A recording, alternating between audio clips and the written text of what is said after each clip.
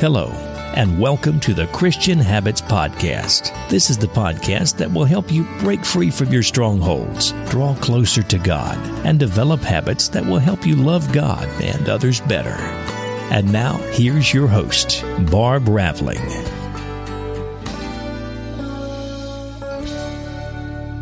Hey everyone, I hope you are enjoying the holidays. I am here in Montana, just enjoying being in our little hometown, looking forward to our kids coming for Christmas. And this podcast interview isn't your typical December podcast interview, but I wanted to play it because it's the last episode of the year for the Christian Habits Podcast. And whenever we start a new year, we're usually thinking, what am I going to do this new year? What kind of goals am I going to accomplish? And if you're like me, a lot of times, I'll think of all these goals, but then I won't really have the follow through to accomplish them. But today's podcast interview, we're going to talk about that and talk about a book that's I think is going to change my life and really help me in this area of getting things done. So I hope it will be helpful to you as well. Let's get to that podcast interview. Hello, everyone, and welcome to the podcast. It's so good to have all of you here. And today, I'm so excited to have Jordan Raynor on the podcast. Jordan helps Christians respond to the radical biblical truth that their work matters for eternity. He does this through 4 best-selling books, a podcast called Mere Christians, and a weekly devotional, The Word Before Work. So content that has served millions of Christ followers in every country on earth. In addition to his writing, Jordan serves as the executive chairman of Threshold 360, a venture-backed tech, and has twice been selected as a Google Fellow and served in the White House under President George W. Bush. So he has done a lot. And Jordan is a 6th-generation Floridian. Jordan lives in Tampa with his wife and their 3 young daughters. And I'm excited to have him on the podcast because I'm reading one of his books that, honestly, guys, I think is going to be completely life-changing. And I'm going to interview him about that book today, even though he just had a new book come out November 15th. That's different than one we're going to be interviewing on. That book's called The Word Before Work, a Monday through Friday devotional to help you find eternal purpose in your daily work. So check that one out too. But we'll talk about a different one on today's podcast. So welcome to the podcast, Jordan. Barb, it's great to be with you. Thanks for having me. Great. Well, really what you write about, I think, is a lot about time management, goals, getting things done. Is that kind of what you would agree with? Yeah, for sure. But, Barb, I've read all the perennial bestsellers in this category, about 50 of these books over the course of my career. And I've always been frustrated at them because they tend to have this very works-based mentality to them, right? The message of these books is like, hey, you're feeling swamped and overwhelmed. Follow the author's system. And oh, by the way, you have to do it all and you have to do it right away and you have to do it perfectly. And then you're going to find peace, right? And as a Christ follower, I reject that. Romans 5:1 tells me that I have perfectly secure eternal peace with God through our Lord Jesus Christ, regardless of how productive or unproductive I am. So I don't do time management exercises in a wild goose chase to get peace. I do them as a worshipful response to the peace that is secure through Christ alone. So that's kind of my number one reason to write this book. I didn't see a book in the market that really addressed that. The second thing, though, Barb, of those 50 time management books I've read, I've never read one of them that accounts for how the author of time managed his time when he came to earth in the person of Jesus Christ. This is crazy to me. Christian or not, I think it's hard to dispute that Jesus of Nazareth is the most productive human being who ever walked the earth, right? And yet, I've never seen somebody look at the 4 biographies of Jesus' life. Matthew, Mark, Luke, and John. Let's not forget, these are not just theological treatises. They're biographies of Christ to look at how did he manage his time. And so that's what this book is all about. As you know, Barb, Redeeming Your Time is really looking at, okay, what are these 7 timeless time management principles that we could see in the life of Jesus in the gospel biographies? And then I've taken those 7 principles and mapped them to more than 30 wicked practical practices to help us live out those principles in our modern context. Because the way that we do this today is going to look a little different from Jesus and his followers in the first century. Yeah, I like that. And really the subtitle of that book is 7 Biblical Principles to Being Purposeful, Present, and Wildly Productive. And so why do you think it's important for Christians to work on being purposeful, present, and wildly productive? That's a great question. Because Paul says this is part of our response to the gospel. right? Paul spends the whole first 5 chapters of Ephesians preaching on the gospel of grace. Ephesians 2, he's talking about how we've been saved not by works, but by grace. And as Paul always does, he's so good at anticipating his readers' questions, right?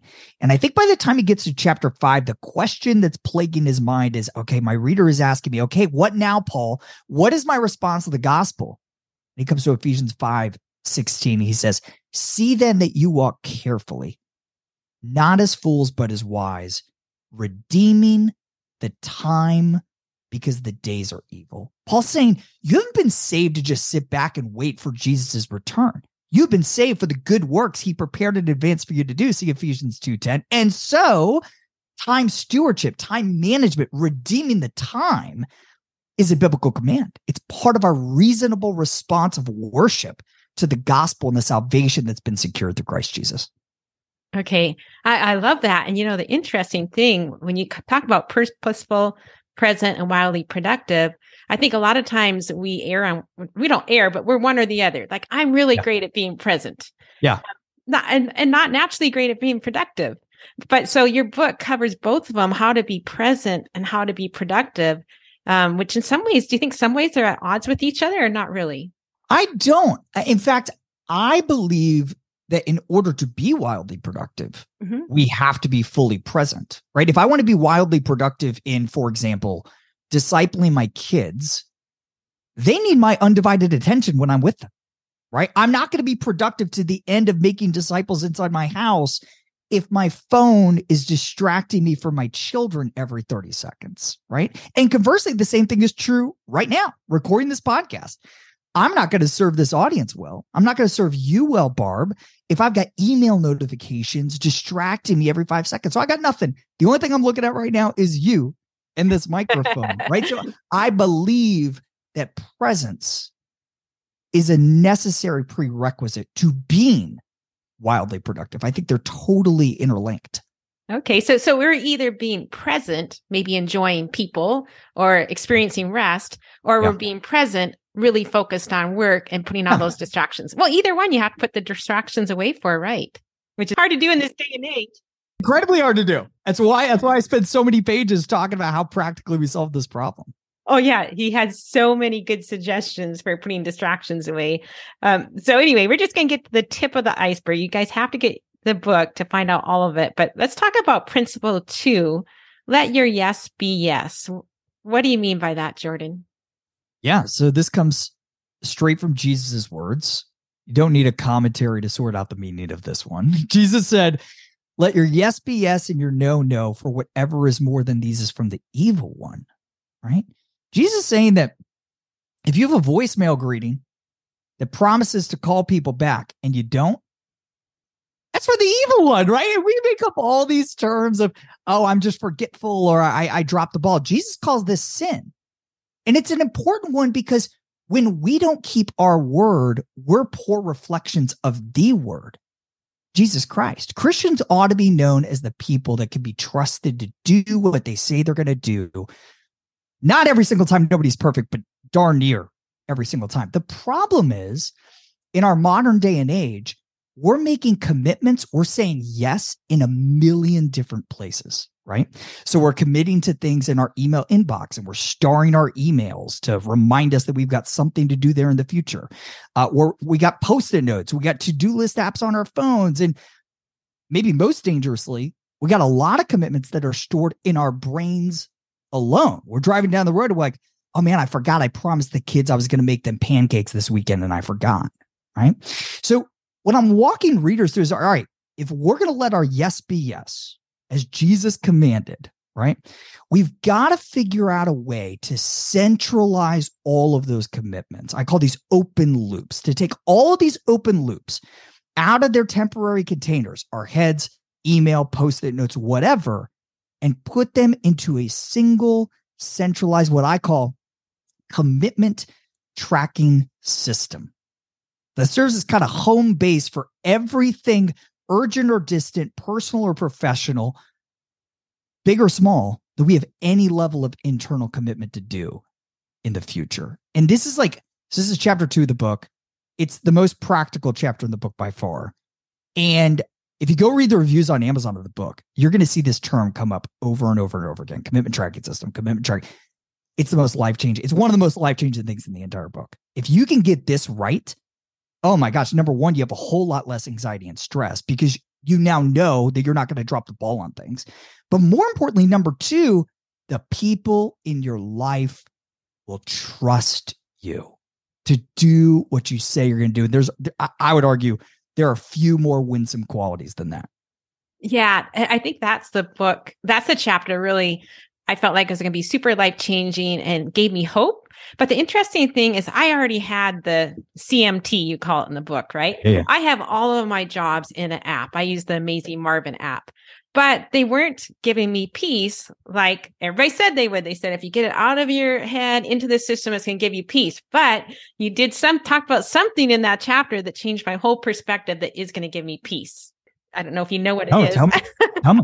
Okay. Well, it was when you talked about this quarter and someday. And I'll let you explain that.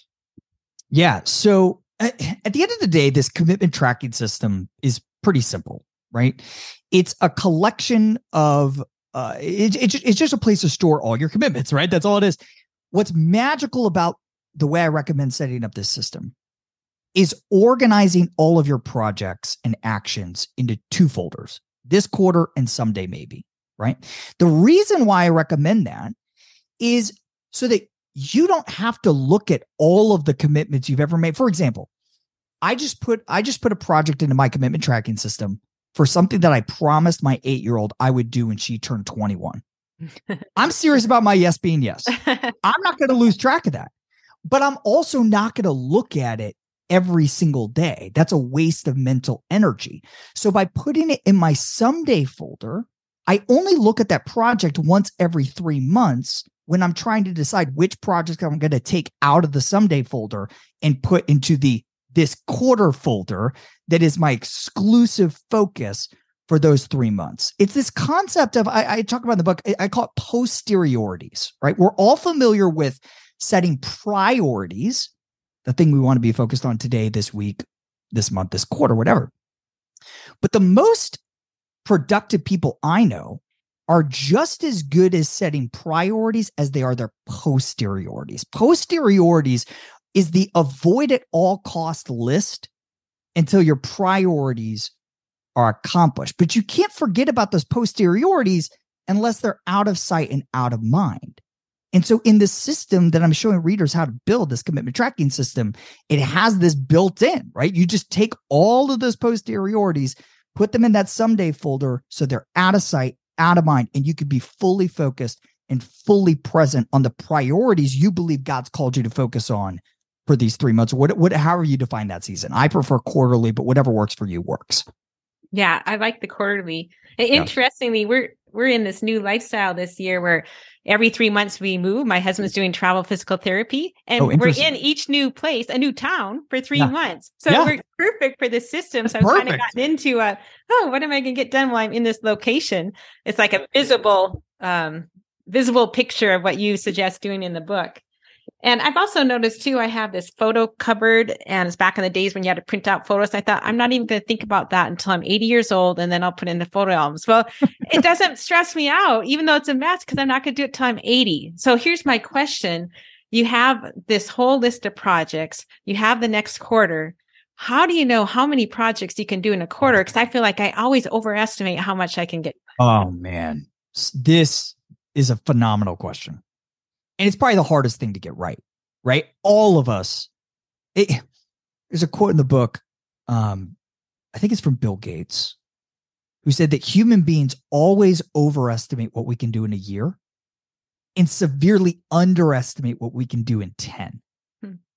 Yeah, that's one of the wisest things I've ever read. I think that's 100% true in my life. And so I think just being cognizant of that, knowing that we tend to overestimate what we can accomplish in the short term is really helpful. And what I would recommend is, if you're one of those people like me who overestimates, figure out what that threshold is and dial back whatever your first stab is at defining priorities for a quarter and cut it by that percentage. So for example, I know when I first go through that list for the quarter, set my quarterly goals, define my projects, I'm going to have to discount it by 50%. Mm. That's my rule of thumb.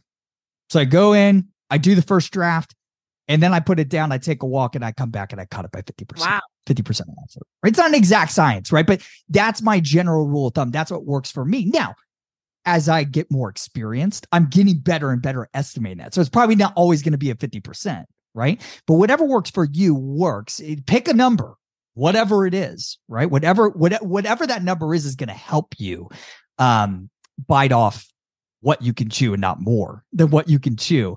But that's what works for me. Okay. Well, I have noticed on a daily level, what really helps me is if I put down my tasks, I'll actually estimate how long it's going to take. So I'll say this task is going to take 1 or 2 hours. Okay. But can you do that in a quarterly level? Like when you're doing that, do you just kind of have this fuzzy idea as what you can do? Or are you actually estimating, hey, this project's going to take 50 hours? Yeah, it's a good question. If it's a really big project, yeah, I will estimate. I'll tell you one thing I do. This is one of the pro practices that I give away in the book. I track my time. I've tracked my time, every minute of my work time for about 12 years now, voluntarily. Nobody's made me do this. And that data is phenomenally valuable, right? So if I decided when I take my quarterly retreat at the end of this year, and I decide I'm going to write another book next year, I don't have to guess how long that's going to take. I can go back. I got 5 books worth of data. Say, okay, this book is probably going to be roughly the size of this one. That book took me 600 hours to research and write and edit. Great. I know I need 600 hours next year. Is that how many hours it really takes? 600 hours? Yeah. On Redeeming Your Time, I spend about 600 hours. Oh, wow. That's researching. So long. Right.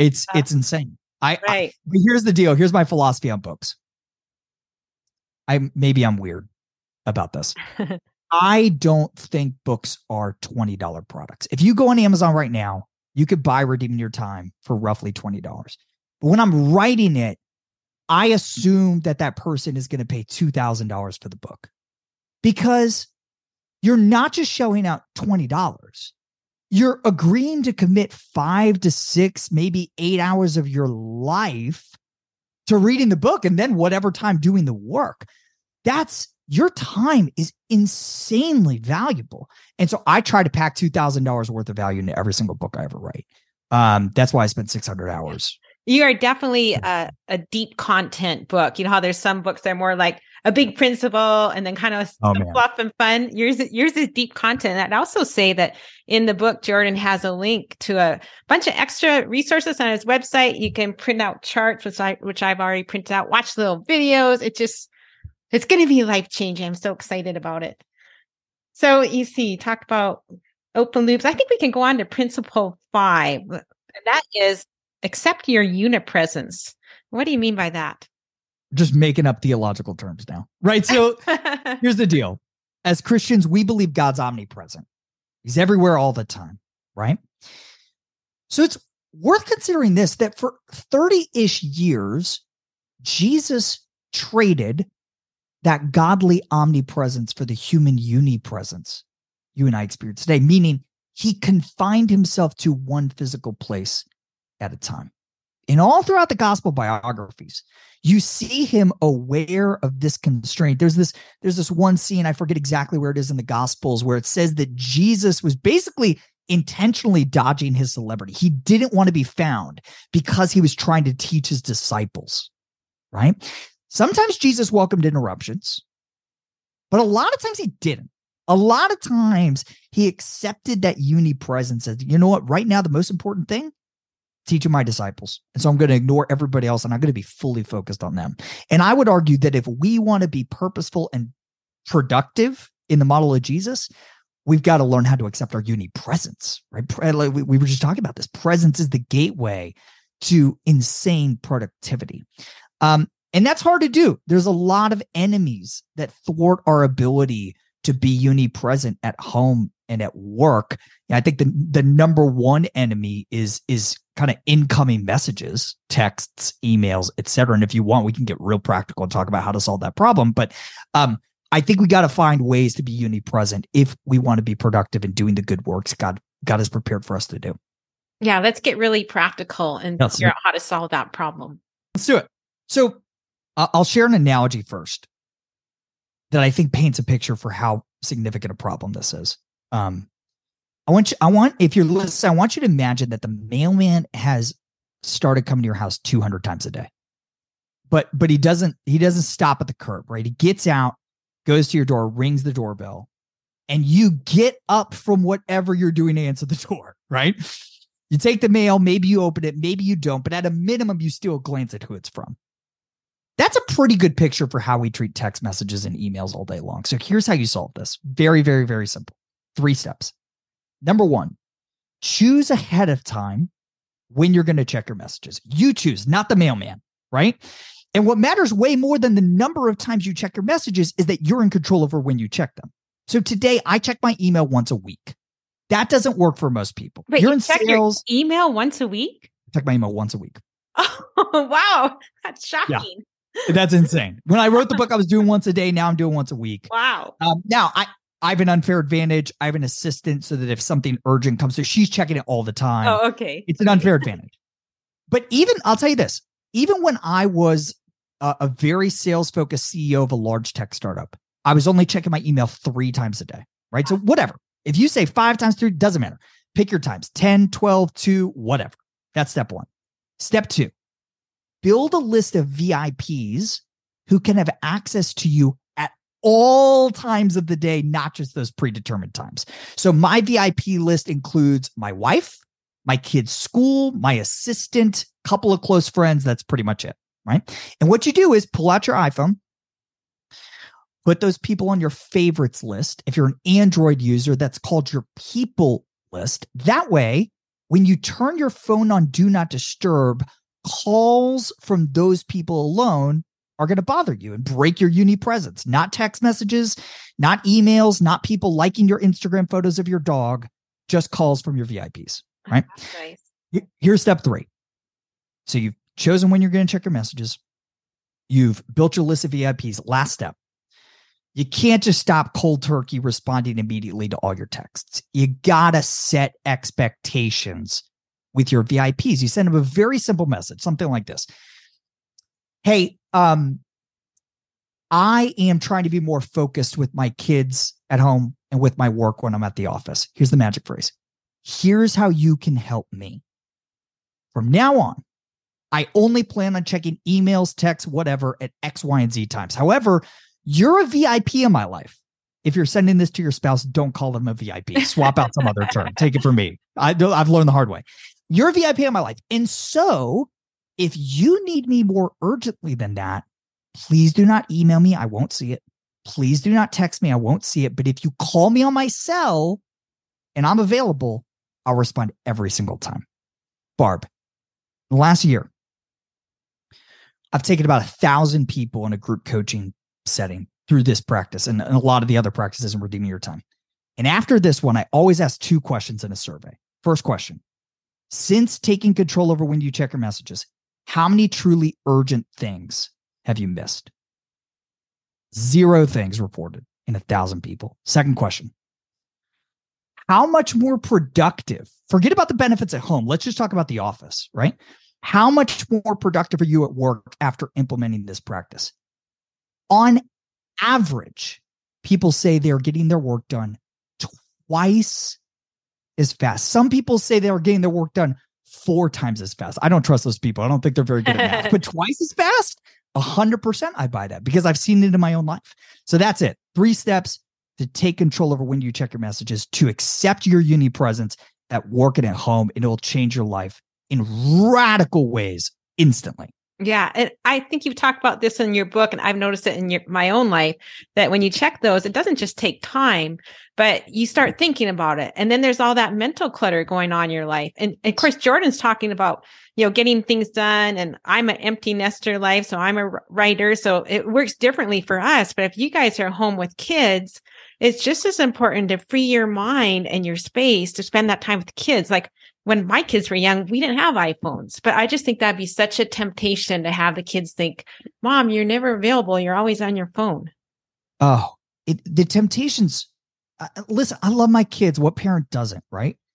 But I can't handle the temptation, right? Because these distractions I mean, we all know this, right? Like we've all seen this study. There are literal dopamine hits in our brain whenever we get one of these notifications, right?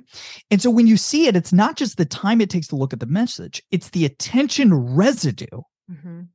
It's literally building up in your brain that's distracting you from getting back and being fully focused on your kids. If I'm playing with my kids, this morning I was playing with my 3-year-old's little Bluey dolls. We love Bluey in our house, in a room, right? We're playing with Bluey, right? If I had my phone on me and I got a notification from my assistant saying that, I don't know, my podcast with Barb was canceled today, that would be a distraction to me. I would have a hard time mentally re-engaging playing with my 3-year-old if I got that distraction, right? This is a big, big, big deal. So one other step I take to go and go even a level further here when I'm at home, when I'm done working at 5 o'clock, I actually take my phone and I put it in my master bathroom. So it's off my hip. It's literally out of sight and out of mind. And I try not to pick it up from 5 p.m. until my kids go to bed at 7:30 p.m. And that's been one of the most life-changing habits I've ever done. Because if it's in my pocket, I'm an addict. I can't not check my phone, even if it's just like mindlessly pulling it out and like unlocking it. I do the dumbest things with my phone because I'm an addict, right? But keeping it out of sight, out of mind, man, that's a game changer. Now I can fully engage with my kids. And if the phone rings, I know it's going to be one of my VIPs. So great, I'll go check it. But otherwise, I put it in its place and I can be uni-present with my family. Yeah, I love that. I think one of the other things that distracts us isn't just emails or texts coming in, because you do this with both emails and texts. Yeah. Is if you think of something you have to get done. So I might think, I need to remember to do that. And then that's in my mind. Do you automatically, do you make the effort to walk over to your app and put it on whenever you have Great question. Yes. You're so wise to spot this connection.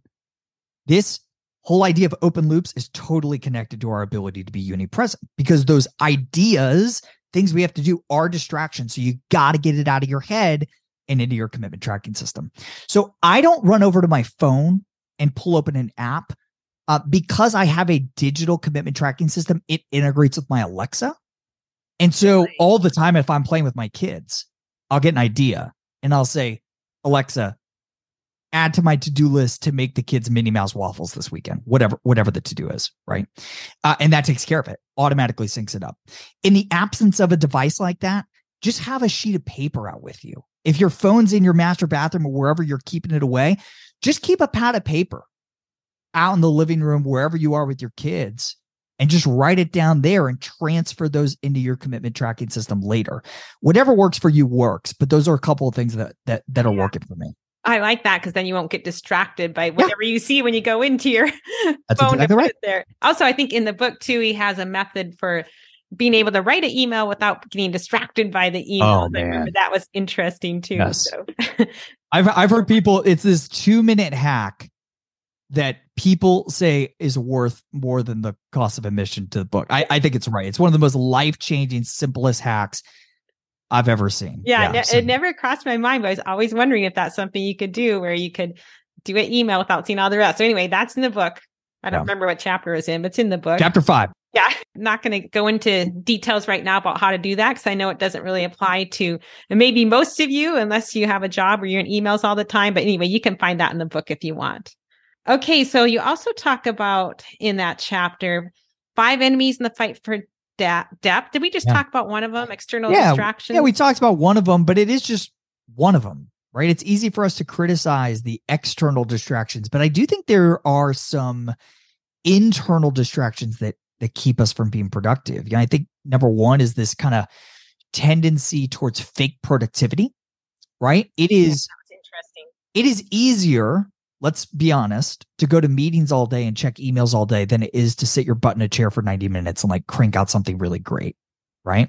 So I think that temptation's always there. So that's the second enemy, fake productivity. Number 3 is this enemy of quick highs, right? Again, the dopamine rushes of our phones, that's an enemy. Our addiction to these quick highs. Number 4 is the savior complex. I hear so many people, quote unquote, complaining / bragging about how many emails they get. I think we love all the messages that we get because it makes us feel needed.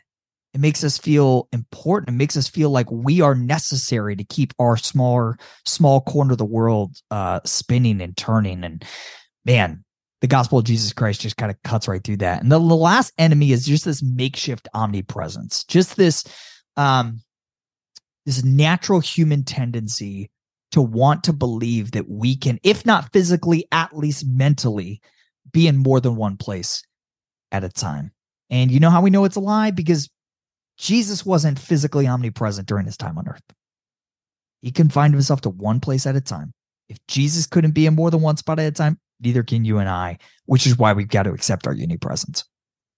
Yeah, that's good. I was thinking too of those, the quick highs that I think a lot of times for me, when I look at an email, it's a quick high because for me, I don't actually like a lot of emails in my inbox, but it's fun. It's like if it's, I get to, read something. But then if I don't do it right away and process it right away, the next time I look and there's a million in my inbox and it's stressful. Yes. So I like all your practices in the book for that. Yeah. Okay. So you list some practices to help with this, but actually before we go with the practices to help with those enemies, one of the distractions when I was at home, I was a stay-at-home mom and then a homeschool mom. It was my kids, and my kids. That's the reason I'm home. So I'm not saying kids are distractions. Yep. They're the whole reason. They're the work. Yeah, they're the work. But I also during that phase of my life, I don't really think I hardly got anything else done because I didn't feel like I could because I was always interrupted. So what would you say to that person? Oh man, my wife is in this season right now, and I think you nailed it, Barb. It's viewing that as the kids aren't the distraction in that season. Our kids are, they're the work. The deep work that my wife is called to do in this season is not building spreadsheets like she did in a previous season. It is loving our kids and being there for them and caring for them and catering to their needs day in, day out. And so we're in a situation where she doesn't have a lot of work outside the home, right? And so she can be fully focused on those kids. I feel for the parents who aren't in that situation, who are the primary caregiver for their kids and are doing work outside the home. That's so much harder, right? Mm-hmm. And in those situations, we just got to get really creative about drawing some lines about when mommy or daddy is working and when they're available to those distractions. That's a lot harder with younger kids. And I think in those seasons, man, at the end of the day, if that's you and that's just impossible, you just got to recognize you got to have grace with yourself and recognize that you're called to kind of this bimodal approach to deep work in this season where you're always going to be going in and out of interruptions from the kids and the work you're getting paid to do at your laptop, and just embrace that. Right. And figure out how to make the most of it. It's not ideal, right? But it's a reality for a lot of people. And I think accepting that and figuring out ways to quickly reset after that distraction is really important. My friend Cal Newport writes a lot about this in his book, Deep Work. He's a college professor, right? But he's also a prolific writer.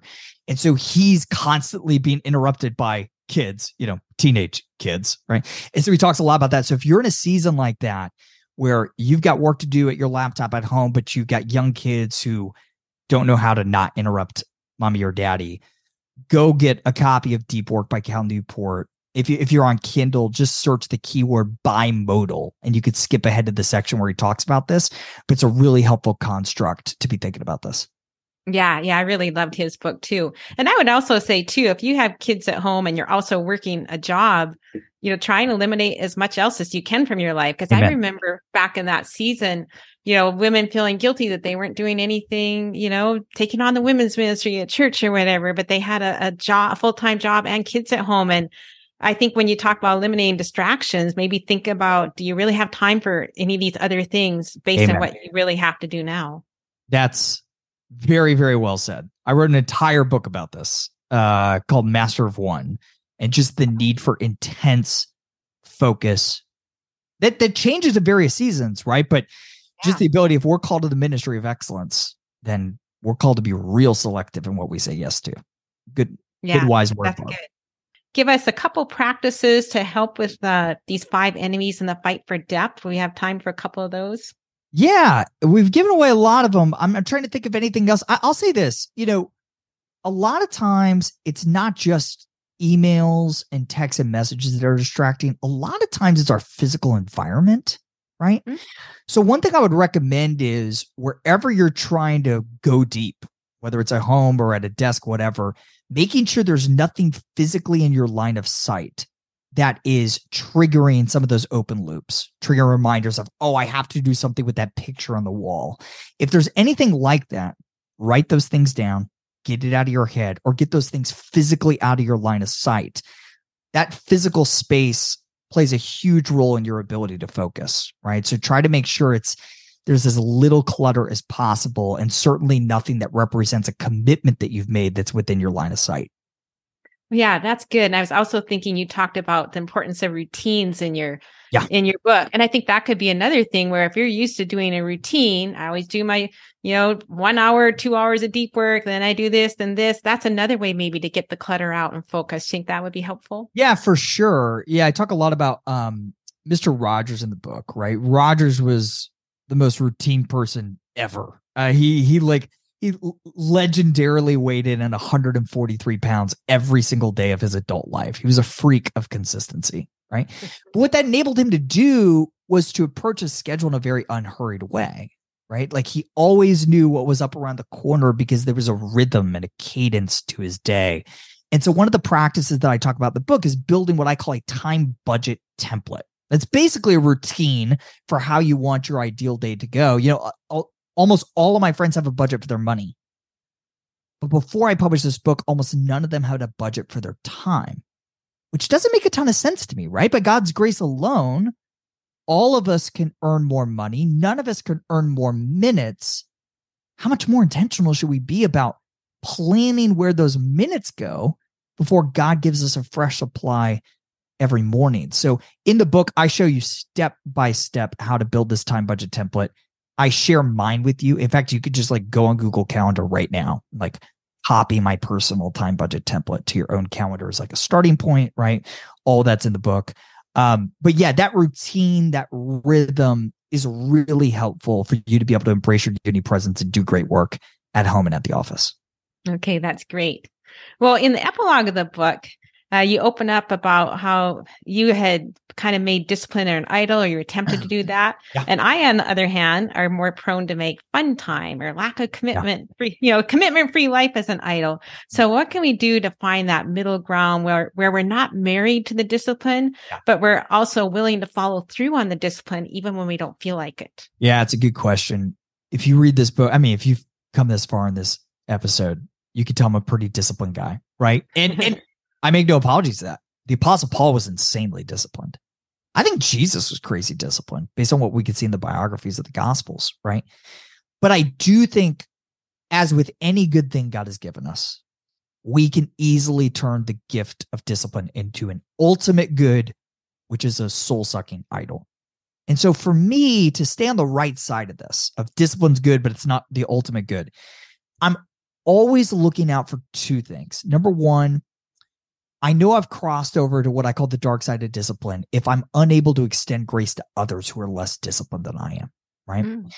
If someone shows up late to a meeting or drops a ball on a project or forgets about a play date that we coordinate, whatever it is, I'll never say it explicitly, but there are days when I could find myself seething with this internal arrogance that's really just pride, trying to mask over the fact that I know I've made the exact same mistakes before, right? And there, for me, the solution's the gospel, right? It's reminding myself that I can't take any credit for being a disciplined, productive person. All of it is grace. Everything I've been given is grace. The tools, the knowledge, whatever, it's all grace. How dare I arrogantly hold it over somebody else's head that they're not as disciplined as I am? The second symptom, and maybe the more significant one for me, is when I'm unable to extend grace to myself, right? If I didn't finish everything I wanted to finish today, or if I didn't hit my goals for the quarter, or I didn't get to inbox 0 today, I can be incredibly hard on myself. And there too, the solution's the gospel, right? It's reminding myself that if I believe that Christ died for me when I was his enemy, certainly I can believe that Christ loves me on my least productive day ever, right? It's just reminding myself that my value as a child of God is totally irrespective of my productivity, right? That's what enables me to rest and have grace with myself. But ironically, it's also the thing that leads me to want to be more ambitious for the work tomorrow. Not because I need to, not because I'm trying to earn my Heavenly Father's approval, but because I'm trying to do as many good works for his glory as a response of worship, right? That's so the short answer to your question, Barb, I think the gospel is how we stay on the right side of this discipline divide, and sure, embracing the good gift that it is, but not turning it into this ultimate thing that's essentially an idol. Okay, well, then how about for somebody like me who, isn't by nature disciplined? So what I've had is just from, spirit control, God changing me, but who I might make all these little plans, but then when it comes down to it, it's like, I don't feel like doing it that day, or I shouldn't have to work. It's 2:00. Yeah. So what advice would you have for somebody like me? Yeah. Personality. I have a hard time answering this question because I've never been in those shoes, right? Like God has naturally designed me to be just a very disciplined person. I would say this, though. I think part of the issue here is theological. I think we've got to understand, and I think this is a big mental shift the whole church needs to make, that I have to be reminded of even, that our salvation is not primarily for our own benefit or exclusively for our benefit. This is exactly what Paul's saying in Ephesians 2:8-10. We have been saved for good works which God prepared in advance for us to do. Our posture, our response to the gospel isn't just to sit around and work on our sanctification, as important as that is, until Jesus returns. We are to be with God, doing his good works in the world for the restoration of all creation, for the reconciliation of all people and all things to his kingship, right? And so I think when we get that bigger vision of where we fit into this broader story arc of redemptive history, I think that is what compels us to want to do the work, and obviously making the connection between, all right, how in the world is the work I'm doing right now as a mom or as a writer or as a ship shopper contributing to those redemptive purposes for the world? That's hard, right? That's a much longer conversation I'd love to have with you sometime, Barb, right? But making that connection, understanding that the very purpose of my salvation is to do good works, I think that's the beginning of kind of that ambition engine starting to turn in our hearts of even when I don't really want to do the work, doing it anyways, doing it heartily as unto the Lord. See Colossians 3:23 and 24, knowing that there's an eternal reward waiting for me on the other side. I love that. I think it's really good to start from that perspective. And I don't know if I thought of it that much before, but, think our life purpose is not to have fun or to have the easy life. It is to, do what God wants us to do. And I think too of Alan Arnold. I don't know if you've listened to any of his stuff. Yeah. Co-creating with God, getting excited about, what are we going to do with God? And like what you said, the works that he has set out for us to do. And then I think also the practical things of your book. So I think even just your book, some of those principles in it are going to help me not feel overwhelmed, which can make me shut down at 2:00 for feeling overwhelmed. So I like that. So I hope this is going to be as helpful for both of you, whether you're the person listening who's super disciplined by nature or the one who is not super disciplined. I just think there's a lot of helpful tips you've given us in this interview. So thank you for that, Jordan. My pleasure. Okay. Thanks a lot for being here. Thanks all of you guys for listening. It's been great to have you here, and I hope to see you next time. Have a good week. Thank you for listening to the Christian Habits Podcast. If you'd like more help with stopping and starting habits, check out Barb's blog at www.barbraveling.com.